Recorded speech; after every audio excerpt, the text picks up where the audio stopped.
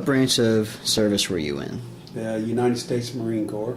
The Marine. And then what was your rank or title? Corporal, E4, corporal. So so I don't really understand the ranks. So how does that rank? Well, you start off as a private, you go to private first class, then you go to lance corporal, then corporal. It's like E4, step below sergeant. Yes, sir. Corporal is E4. Yes, sir. So then where in Vietnam did you serve? I served in the I Corps. I Corps is the northern section of Vietnam. It's divided into different corps. One corps, I Corps, 2 Corps, 3 Corps. Marines were up in I Corps from Da Nang north to the DMZ. I served most of my time up Quang Tri Province, around the DMZ, Con Tien, Camp Carroll, Kalu, Cam Lo, and Dong Ha. That's where most of my time was at. Yes, sir. Up around the DMZ. So what do you recall was going on while you were in the service in Vietnam? What do I recall? Yes, sir. We were in a conflict. We started out as advisors to begin with, and it just escalated, and we were put there to help stop and defeat communism, is what I understand. So then as an advisor, you were just trying to advise? I was not an advisor. There were advisors sent there before I was there. Back in the early to mid-'60s is when the U.S. got into it with just advisors, and it escalated into sending more troops in war. I didn't go over until 1968, when it was already a full-blown war. What branch of service were you in? Marine Corps. You were in the Marine Corps. And what was your rank or title? Motor Transport Sergeant when I left. So you were a sergeant. When I went over, I was private. When I come back, I was Motor Transport Sergeant. Where in Korea did you serve? Well, I come in Panmunjom. I first came in Seoul, Korea, south, and then we had a rail. We rode up to pretty close to the front line. Then we got out and we formed our company, different branches. There was guys that was in the Marine Corps, but I didn't know them until I got over there because I hadn't went to boot camp with them. I didn't know them, but we all got together. They were always friends. We never had any trouble with them. No. What do you remember was going on in Korea while you were serving? Well, the North Korea was invaded, come across the North Parallel, and got into North Korea, or South Korea, and they weren't supposed to be there. And they were trying to take over, and they didn't make it.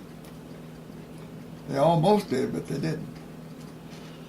Seoul, too, falls into United Nations hands, this time not as a prime military target, but as the result of the clean United Nations sweep up the Korean peninsula. The once proud capital of the Korean Republic is a mass of ruins. Children and the aged are left to see the liberation of their city. Above Seoul, Mud and the Marines take over. For once, the Marines almost beat their match as spring thaws slow down the United Nations push. The Marines came back into action only recently from the Hungnam beachhead. Despite obstacles, United Nations forces drive on to the 38th parallel. What was going on in the U.S. then, at that time? There was, back when I was over there was a lot of protests going on. Before I went into the military, there wasn't quite as much anti-war establishment, but by the time I got there and in that time afterwards, there was a lot of anti-war people here in this country, especially mainly the young people, and some politicians who didn't want war. They wanted completely out of it, and it was just an upheaval, just a bad time, I guess. Thousands of demonstrators opposed to the Vietnam War assembled in the nation's capital for a mass protest. For the most part orderly, minor scuffles did occur between the demonstrators and hecklers. A 3-hour parade takes the demonstrators across the Potomac on their way to the Pentagon. The crowd estimated at about 50,000 persons was a loose confederation of some 150 groups. Do you remember anything that was going on here in the U.S.? No, not then. Not then. It's only what I knew, read, heard, and scuttlebutt with the guys, hearing stuff about different things, but not nothing about home here. Only my letters from home is all I knew about. Oh, you had letters from home? Oh yeah, my wife wrote me. Can you tell me about those? Well, she just wanted to know how I was and all that, And I write back and tell her I was fine and I loved her and I'll be home someday, hopefully.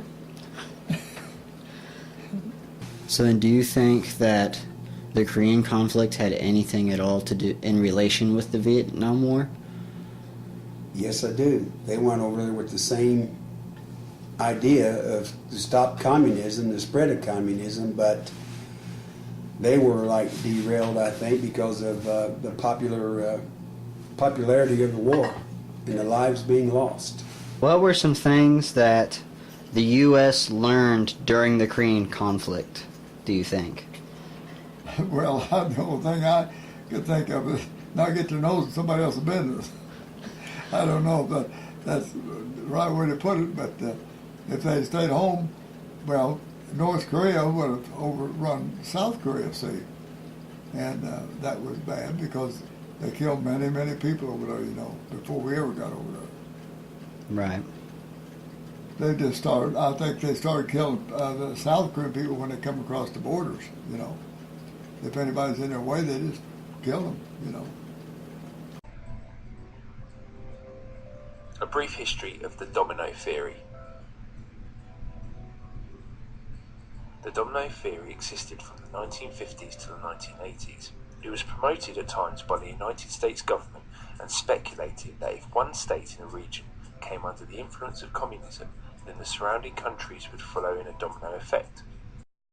So then you believe in the domino theory, which is the idea that if one country would fall to communism, then the surrounding countries would fall, and it would escalate that way. At that time, I did believe that, yes. What do you think of the domino theory? The domino theory is the idea that if one country would fall to communism, then the surrounding countries would also fall to They communism. probably would, yes. So do you think that's part of the reason we went into... Well, it might have been, yes. Korea? It very well could have been. I never thought about it that way. But it probably was right, would have been right. Well, sure, because the outlying little countries didn't have the power to overcome them and keep them out. So they didn't have these thousand army people, and their equipment to fight anyway. Airplanes or anything else. Some of the smaller countries didn't, because they had never been in trouble with anybody, like trying to take their country away from them. So, that's not the way I felt about it. They shouldn't have been fooling with them. What mistakes do you think we made in Vietnam? Not letting the military soldiers and generals fight the war. The politicians wanted to fight the war. They interfered. They wouldn't turn the military loose. If they had left politics out of the war, let the military handle it, it would have been entirely different outcome, I believe. So then do you think that the mistakes we've made in Vietnam have been corrected since then? That we learned from them? No, I don't. There's too many politicians, too much politics in the conflicts that they've been having since Vietnam. Instead of letting the military people go in and take care of what needs to be taken care of the military way, they try diplomacy, and diplomacy 9 times out of 10 doesn't work until the enemy sees defeat. Then diplomacy will work, but up until that point it doesn't work.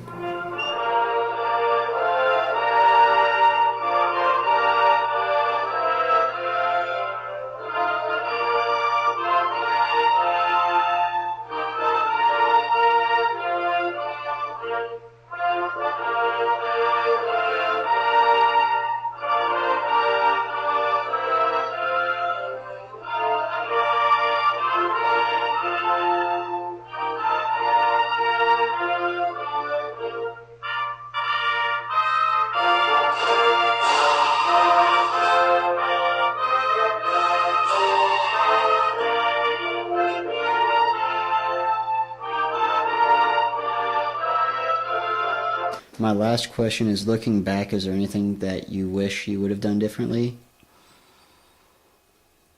No. I wanted to be in the Marines, so I joined the Marines, and I knew the war was going on.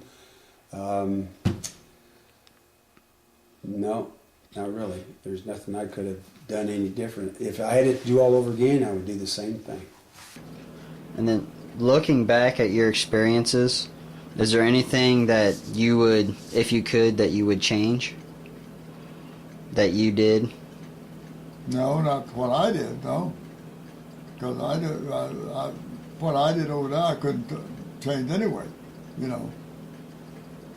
When we had fire missions to fire for North Korea to kill people, or well, not in the mountains, not North Korea, but nothing I could done about that. We just had a fire mission, and we had to fire them.